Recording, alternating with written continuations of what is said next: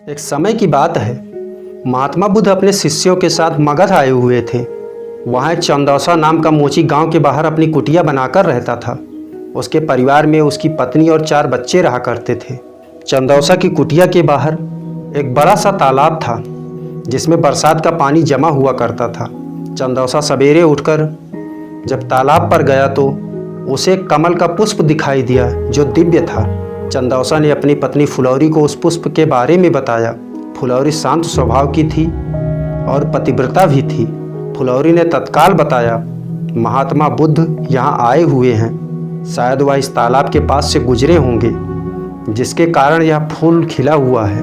चंदौसा के मन में अमीर बनने का स्वप्न जागृत हुआ। वह झटपट तालाब में कूद गया और उस पुष्प को तोड़ कर ले आया और अपनी पत्नी से आगे के रणनीति बताता है, मैं यह पुष्प राजा को देकर इसके बदले ढेर सारा मूल्य प्राप्त करूंगा और हम लोग अपना जीवन आराम से व्यतीत करेंगे। फुलौरी, यह तो अच्छी बात है, यह पुष्प हमारे किस काम का, यह राजा को ही दे आइए। चंदौसा, ठीक है, मैं शीघ्र ही लौट कर आता हूँ। कहते हुए वह राजमहल की ओर तेज कदमों से निकल पड़ा। रास्ते में चंदौसा को तेज कदमों से जाते हुए एक व्यापारी देख लेता है। उसके हाथों में दिव्य पुष्प देखकर व्यापारी के मन में पुष्प को प्राप्त करने की अभिलाषा जागृत होती है। व्यापारी आवाज़ देकर चंदौसा को बुलाता है और उस पुष्प का मूल्य पूछता है।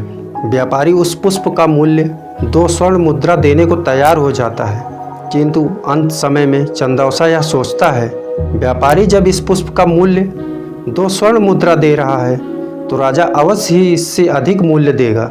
व्यापारी को न कहते हुए राजमहल की ओर दौड़ता हुआ निकल गया। रास्ते में राजा रत्नेश आते दिखाई दिए। चंदौसा ने उस पुष्प को राजा को दिखाया। राजा उस पुष्प का मूल्य 5 स्वर्ण मुद्रा देने को शीघ्र तैयार हो गए। चंदौसा सोच में पड़ गया, इस पुष्पों में ऐसी क्या खास बात है जो व्यापारी और राजा इसकी प्राप्ति करना चाहते हैं, और मेरे पास यह पुष्प है जिसका मैं प्रयोग या मूल्य जानता नहीं हूँ कि यह कितना मूल्यवान है, इसकी समझ मुझे नहीं है। एकाएक चंदौसा के दिमाग में बिजली सी कौंध जाती है। वह राजा को भी न करते हुए महात्मा बुद्ध के शरण में पहुंच जाता है। महात्मा बुद्ध के चरणों में गिरकर वह पुष्प उन्हें समर्पित कर देता है और अपने शरण में संरक्षण मांगता है।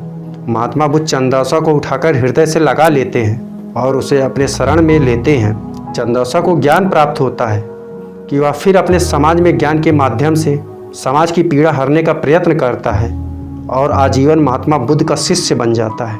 दोस्तों, कैसी लगी ये कहानी हमें कमेंट बॉक्स में ज़रूर बताइएगा, और ऐसी ही कहानियाँ हमेशा पाते रहने के लिए चैनल को सब्सक्राइब करना मत भूलना। मिलते हैं फिर एक ऐसी ही नई वीडियो के साथ, एक कहानी के साथ। तब तक के लिए धन्यवाद।